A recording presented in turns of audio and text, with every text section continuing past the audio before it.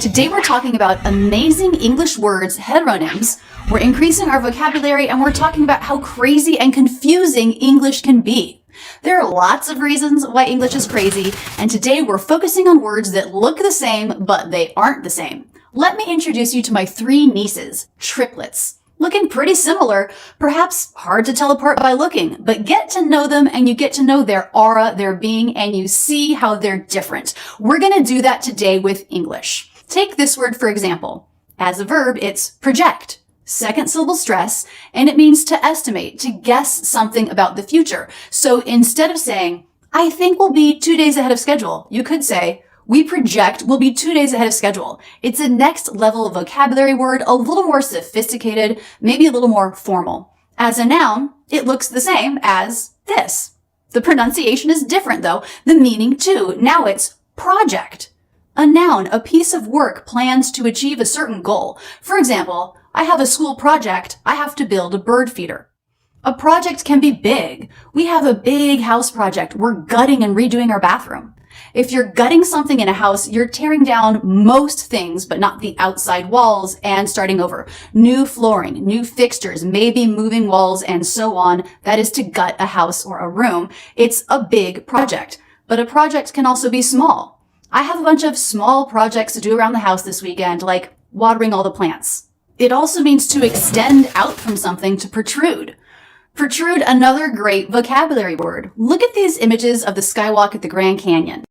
It shows a walkway that extends from the building, it sticks out, it protrudes, it projects out over the canyon. These symbols that you see with the words showing the different pronunciations are called the International Phonetic Alphabet, and they come in really handy when you're trying to write sounds. It's definitely worth becoming familiar with the symbols of the sounds of American English. Project, to estimate. Project, a piece of work with a certain goal. Project, to stick out. One spelling looks the same, different meanings, different uses, different pronunciations. These are called heteronyms. This is a subset of a homograph. Homo or homo means same, and graph relates to writing. So these are words that are written the same spelling. Homograph. If the pronunciation is the same, that's a homonym. If the pronunciation is different, that's a heteronym, and that's what we'll study today. If the pronunciation is the same, but the spelling is different, that's called a homophone. English is full of them, and I have a very long video that goes over a lot of those. For example, house with an S, a structure to live in. We bought a new house and are moving next month. But as a verb, house, it means to provide a home for. We house international students in our guest room. Noun with an S, verb with a Z, house, house. In this video, I'm leaving out that kind of pair where the meanings are related, and I'm focusing more on heteronyms where the meaning is completely different. Affect, feelings or emotions. He had a really flat affect. I couldn't tell if he was happy, sad, or angry. Flat affect, no expression. Affect, to make a difference to. Being around smokers affected her health and she developed asthma. That's asthma with a silent TH. To switch back and forth. We alternate who gets up with the baby in the middle of the night. Alternate, a different one or the next choice. The student that was chosen for my live class wasn't available, so I worked with an alternate student instead. Alternate, alternate. Address, a speech. I'm giving an address at a conference later this month. Address, the location of a building, the direction for a piece of mail. What's your address? I'll send you a postcard. Now here's a higher level vocabulary use for this word. To think about or deal with an issue or a problem. How do we address the issue of malnutrition in seniors? Now, as a verb, how do we address this issue? It's always address with second syllable stress. Address, address. Bass with the A vowel is a kind of fish. For tonight's special, we're offering a grilled striped bass. But change the pronunciation to the A diphthong, bass, it's an object. An upright bass or bass guitar. It's also in 4-part harmony the lowest voice. Bass, tenor, alto, soprano. And guess what? This pronunciation of bass is a homophone with this word, B-A-S-E, bass. That means they sound the same, but they're spelled differently. And this word, bass, has a lot of meanings. It means the lowest part of something. You need a strong base to support the bridge. It means the center of operations. This clothing brand is based in Los Angeles. It's also one of these things that you have to touch or stand on in baseball to be safe. And because of all of the baseball idioms we have, there are some idioms with this word. If you're way off base, that means you're not at the truth, you're mistaken. For example, hey guys, I solved the problem. Look, this is how we do it.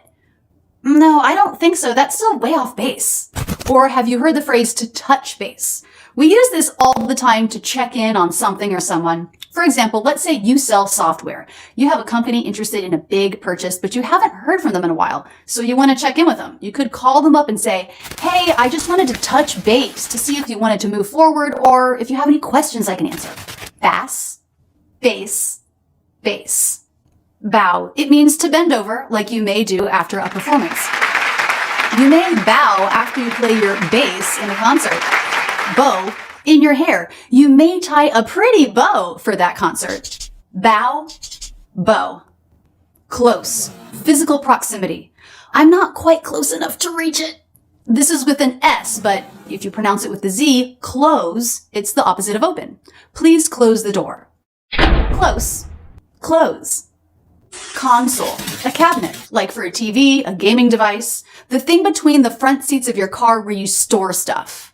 One time, I spilled a whole container of Tom Yum soup all over my console in my car. It got in every nook and cranny, and my car smelled like Tom Yum for months, despite many cleanings.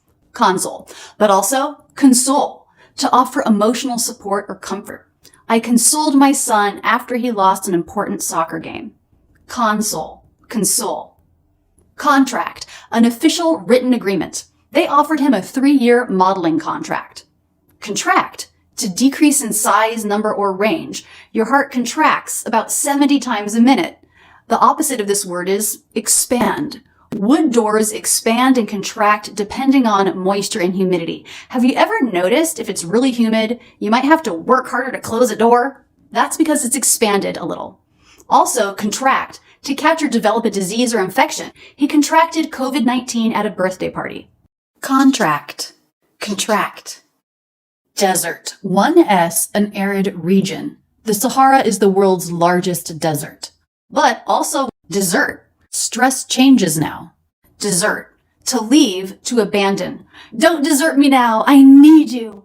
And now this pronunciation is a homophone. That is, it sounds the same, but it's spelled differently from this word, dessert. 2 S's, but still pronounced Z. And this is something delicious and sweet to eat at the end of a meal. I let the kids have ice cream for dessert a couple of times a week. Desert, dessert, dessert. Digest, a compilation or summary of information. Golf Digest brings together golf news from all over the world into one place. Digest, this is how your body breaks down food.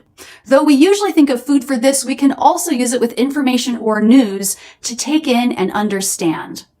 I'm trying to study for a big test, but there's just so much to digest. Dove, a beautiful bird. They released doves at their wedding. Dove, past tense of dive, he dove into the water.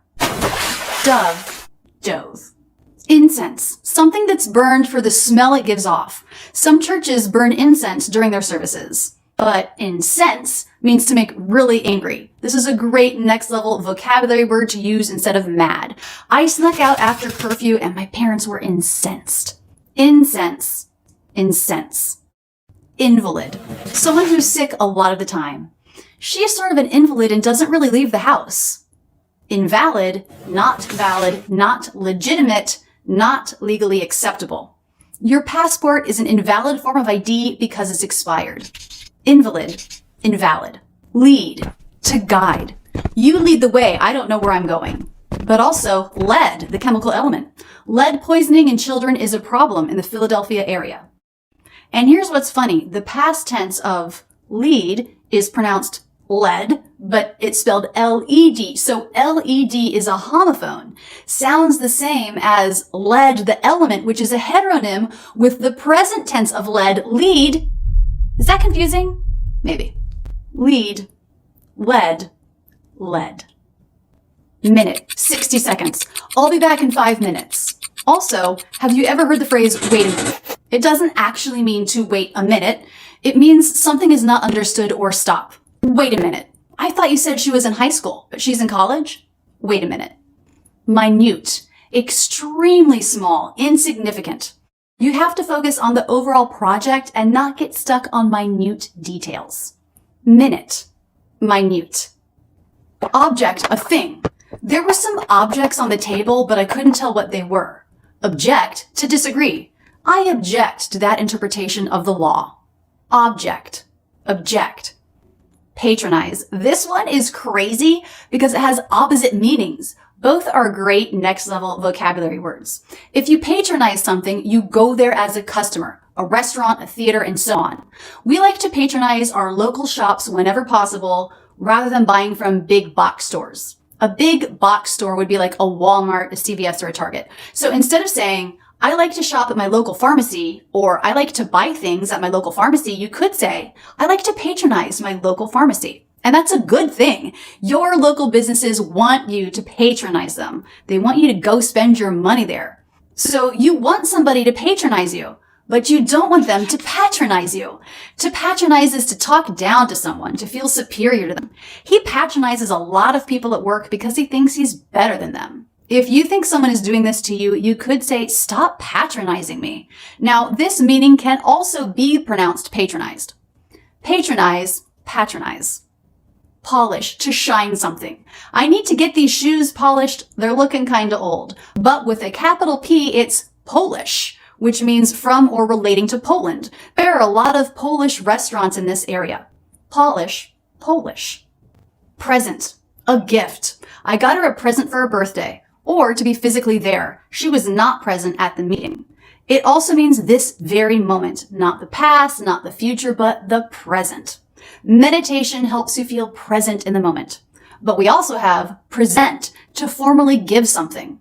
He's going to present his research at the next meeting. This means everyone will be quiet, watching, paying attention to this presentation. Present, present. A record is this thing. It can also mean something official to be kept track of or stated. For the record, I think this trip is going to be a disaster, but I will go with you. But it can also mean to write down, to keep track of, or capture, like audio or video. Do you mind if I record our conversation? Record, record. Resume, to start again. We'll take a 15-minute break, then resume the meeting. But it's also pronounced resume, and it means a document of your work experience. It's sometimes written with these accent marks, but it doesn't have to be. To apply for the job, please send a cover letter and resume. Resume, resume. Subject means theme. The subject of today's lecture is American English pronunciation. Subject means to expose to or force upon someone. He was subjected to a lot of verbal abuse by his boss at his old job. Tear, fluid in the eye. There was a tear running down his cheek even though he was trying not to cry. Tear, a rip. Oh no, there's a tear in a page of my son's favorite book. And this pronunciation is a homophone, sounds the same as this word tear, T-A-R-E. This word means the weight of something. For example, you would tear a scale if you set something on it, but you don't want that factored into the total weight. I might put the bowl on a scale, tear it, then add 50 grams of sugar. Tear, tear. Wind, to roll, coil, to have a circular direction. I have to wind the crank on my desk to raise it to a standing position. Wind, the natural motion of air. Expect heavy wind and rain today. Wind, wind. Wound. Now this first pronunciation is the past tense of what we just learned, wind. I wound the crank. But it's also pronounced wound, and it means an injury. He has an open wound from the fire. Wound, wound. Keep your learning going now with this video. Please subscribe here on YouTube and be sure to turn on notifications. I make new videos on the English language every week and I'd love to see you there.